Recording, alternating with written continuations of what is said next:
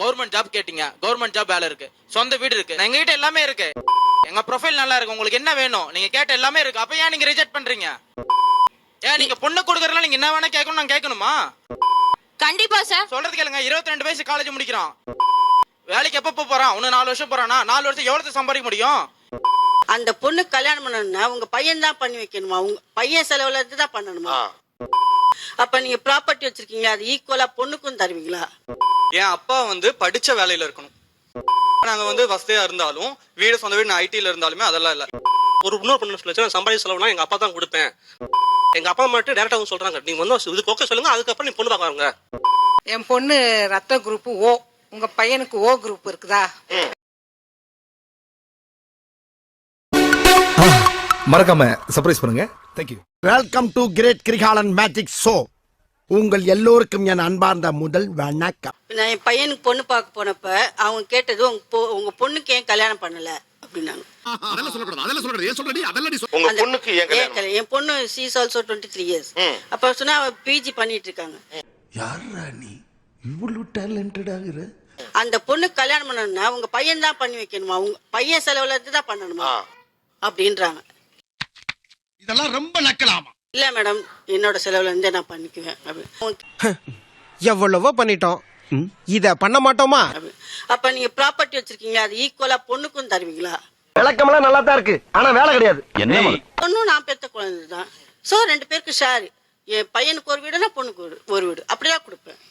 நான் அப்படியே ஷாக் ஆயிட்டேன். அப்படின்னு சொன்ன பிறகு அப்படிங்களா அப்படின்னு போன் வச்சு அதுக்கப்புறம் என்ன கான்டாக்ட் பண்ணலாங்க. நான் குமார் அவசரப்பட்டிய. சோ அந்த செலவு பையன் தலைக்கு போகுமா அப்படிங்கறத அவங்க கேட்டது உங்களுக்கு ஷாக். கூடாது, ப்ராப்பர்ட்டி பொண்ணுக்கு போக கூடாது. எனக்கு வர்ற ஆத்திரத்துக்கு அவனை கொலை பண்ண போறேன். யார சொல்லும்போதே அந்த குரல்ல வலி இருக்கும். இப்போ இவங்க சொல்லல அதை ஃபீல் பண்ண முடிச்சு. சரி சரி, அழாத, சொல்லி தொலைக்கிறேன். இப்போ இவங்க சொன்ன மாதிரி நான் இப்படி ஒரு அதிர்ச்சிகரமான டிமாண்ட சந்திச்சேன். What is that? நீ நினைக்கிற மாதிரிலாம் ஒண்ணு இல்ல. உண்மையா ரொம்ப ஃபீலான விஷயம் என்னன்னா, என் அப்பா வந்து படிச்ச வேலையில இருக்கணும். உங்க அப்பா படிச்ச வேலையில இருக்கணும். அப்பதான் அந்த ஃபேமிலி வந்து பேக்ரவுண்ட் எல்லாமே கொஞ்சம் ஹை ரிச்சா வரும். This is an unwanted statement irrelevant to the current situation. வசதியா இருந்தாலும் வீடு சொந்த வீடு ஐடில இருந்தாலுமே அதெல்லாம் இல்ல. அப்பா படிச்ச வேலையில இருக்கணும். அவர் படிச்ச யோ என்னைய கேள்வி கேக்குற நீ? அதான் 1000 தடவை சொல்லிட்டேன்ல, நான் எதுக்கும் பயப்பட மாட்டேன். அது ஒரு படிச்ச குடும்பமா இருந்தா அந்த குடும்பம் டீசென்ட்டா இருக்குற ஒரு அபிப்பிராயத்துல இருந்து இப்படி ஒரு கண்டிஷன். இத யார் அந்த வீட்ல கேக்குறாங்க? யாரு? நான் தான். பொண்ணோட அம்மா. உன்னோட அம்மா. பொம்பளைக்கு அடக்க இருக்கணும், அகம்பாவ இருக்க கூடாது, பொறுமை இருக்கணும், போக்கிரித்தனம் இருக்க கூடாது. மூணாவது என்னன்னு பாத்துட்டீங்க அப்படின்னா, நான் ஐடில தான் ஒர்க் பண்றேன். அந்த எனக்கு வந்து அலைன்ஸ் அந்த பொண்ணு ஐடில தான் ஒர்க் பண்றாங்க. சார் நான் அதே கம்பெனில ஃபுட் அண்ட் பிவரேஜ் டிபார்ட்மெண்ட்ல ஒர்க் பண்ணிட்டு இருக்கேன் sir. Welcome to Sathyam cinemas. Enjoy. அவங்க ஃபேமிலியில வந்து 3 தலைமுறையாவே பொண்ணுங்க வேலைக்கு போறாங்களாம். சோ அதனால அவங்களோட சேலரி அதெல்லாம் அந்த பொண்ணு தான் பாத்துக்கும். அவ்வளவுதான், நம்மள முடிச்சு விட்டீங்க போங்க. அதாவது பெண்ணுடைய சம்பாத்தியம் என்பது எங்கள் குடும்பத்துக்கானதுங்கறாங்க. பொண்ணுக்கு சம்மந்தப்பட்டது, நீங்க அதில் தலையிடக்கூடாது. தேவையில்லாம சிறுத்தைய சுரண்டி பார்க்க தாங்க மாட்டேன். போ போ போ. உங்க சம்பளம் உங்களோடது, அவங்க சம்பளம் அவங்களோடது, அவங்க செலவு அவங்க பாத்துப்பாங்க, உங்க செலவு நீங்க பாத்துக்க. ஆனா கல்யாணம் பண்ணிக்கங்க. இப்படி ஓப்பனிங்ல எண்ட் கார்டு போட்டாங்களே, இதுக்கப்புறம் எப்படி பாஸ் டீல் பண்ண போறீங்க? Very good office. வீடுல சாரி நான் மாத்தி சொல்லிட்டேன். யா வீடு. இப்படி கேட்டாங்க, எனக்கு ஷாக் ஆச்சு. What is that? அத வேற ஞாபகப்படுத்திட்டீங்க. நெஞ்சமெல்லாம் பொண்ணு அறக்கு தம்பி, பறக்க முடியல. ஃபர்ஸ்ட் எடுத்தோனே என்ன சொன்னாங்க, நீ பொண்ணு டைரக்டா பேசுங்க போன்ல. சரி என்னடா சொல்ற? என்னால நம்ப முடியலையே. போன்ல பேச சொன்னோடனே ஆக்சுவலா வந்து பேசலாம் ஆரம்பிச்சுக்கோம். பேசணும் என்ன நினைச்சு, நான் சம்பாதிக்கிற செலவுனா எங்க அப்பா தான் கொடுப்பேன். இதுல ஒண்ணும் குறைச்சல. அது உன்னோட இஷ்டம். அது வந்து ஃபர்ஸ்ட் எடுத்த டிமாண்ட், நீங்க போய் ஓகே சொல்லுங்க. மச்சான் யாரா இவனுங்க? எங்கிந்திரா வந்துக்கறானுங்க? எங்க அப்பா மட்டும் டேரக்டா சொல்றாங்க, நீங்க வந்து இதுக்கு ஓகே சொல்லுங்க, அதுக்கப்புறம் நீ பொண்ணு பாக்குறாங்க. ஃபர்ஸ்ட் எடுத்த இதுதான் டிமாண்ட். என்ன சின்ன பிள்ளைத்தனமா இருக்கு இது. இப்ப கொஞ்சம் அதிகமா இருக்குன்னு நினைக்கிறேன். ஏன்னா இவரும் அது மாதிரி ஒரு விஷயம் சொல்றாரு. நான் சம்பாதிக்கிறத நான் என்ன வேணாலும் பண்ணுவேன், அதுக்குள்ள நீ தலையிடக்கூடாது. அப்போ நாங்க எல்லாம் தனியா தொழில் பண்ணவே கூடாதா? நீங்க தனியா போய் குடுங்கதான்டா இவ்வளவு தூரத்துக்கு வந்து நிக்குது. பண்ணா கரெக்டா பண்ணுடா. ஃபர்ஸ்ட் மாப்பிள வரட்டும் பார்க்கலாம், மாப்பிள வரட்டும் பார்க்கலாம் சொல்லிட்டு வந்ததுக்கு அப்புறம் சென்னை ரொம்ப லாங்கா இருக்கு. இப்போ நான் எப்படி அவனை ஃபேஸ் பண்றேன்றத மட்டும் பாரு. சென்னை ரொம்ப லாங்கா இருக்கு. சென்னை ரொம்ப லாங்கா இருக்கு. ஆமா. ஓ அப்பதான் மேப் பாத்துருப்பாங்க என்னமோ. இல்ல சென்னை லாங்கா இருக்கு. சென்னை தூரம்னு சொன்னது எந்த ஊருக்காரங்க? 2 இடம் வந்துச்சு. ஒன்னு மதுரையில இருந்து, இன்னொன்னு கோயம்புத்தூர்ல இருந்து. பேசாம இந்த பொண்ணு மறந்துருங்க. சிவா எனக்கு அவளுக்கு கல்யாணம் ஆகலைன்னா நான் செத்துடுவேன். கல்யாணம் ஆச்சுன்னா அந்த பொண்ணு செத்துருவாளே. நீங்க என்ன பண்றீங்க? நான் சாஃப்ட்வேர் இன்ஜினியர் இருக்கேன். எவ்வளவு சம்பாதிக்கிறீங்க? நான் ஒரு 40,000 பண்றேன். சொந்த வீட்ல இருக்கீங்களா? சொந்த வீட்டுல இருக்கேன். பெரிய விஷயம். 2 கார் இருக்கு, 2 வீடு இருக்கு. வீட்டு வாடகை 30,000 வரும். வீட்டு வாடகை தனியா வீடு வாடகை வீட்டு வாடகை 30,000 வரும். போதும் போதும் போதும், லிஸ்ட் பெருசா போய்கிட்டு இருக்கு. எங்க அப்பாவும் வேலை பார்த்துட்டு இருக்காரு. அவரு எம்என்சில வந்து ஒரு மேனேஜர் இருக்காரு.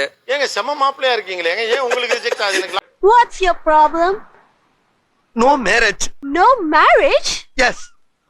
லாஜிக் புரியவே இல்லை. அது வந்து பாத்தீங்கன்னா அது இன்னொரு பொண்ணு என்ன சொல்லுச்சு, ஏகப்பட்ட போட்டோ கேட்டுச்சு. ஏ மாமா என்ன நக்கலா? கல்யாணம் பண்ண போறது மச்சான், போட்டோ அவர்ட்ட காட்டாம நீயே பாக்குற பண்ண. நிறைய போட்டோ கேட்டுச்சு. எதுக்கு தெரியல. என்ன வந்து ஷூட்டிங் படம் படம் எடுத்து ஹீரோ எடுக்க போறான்னு தெரியல. அது ஒண்ணு இல்ல, கீழே போட்டுரு. ஏகப்பட்ட போட்டோ கேட்டுச்சு. சரி எங்க அப்பாவும் சொல்லிட்டு சலிக்காம அழிச்சாங்க. எல்லாம் பார்த்துட்டு இல்ல ஏதோ ஒரு மிஸ் ஆகுது.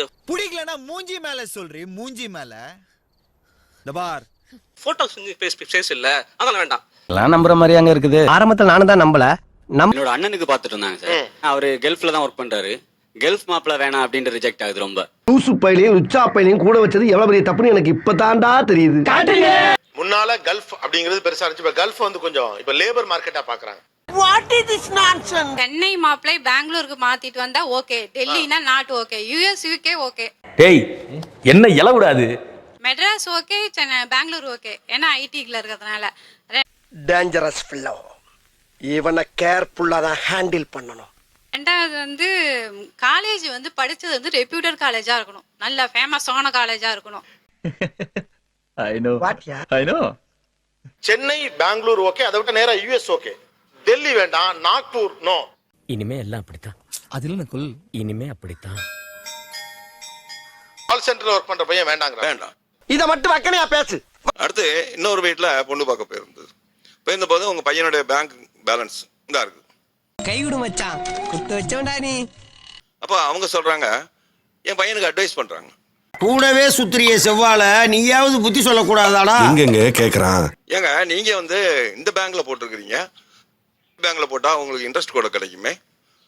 அப்ப புரியல, இப்ப புரியுது, இப்ப புரியுது.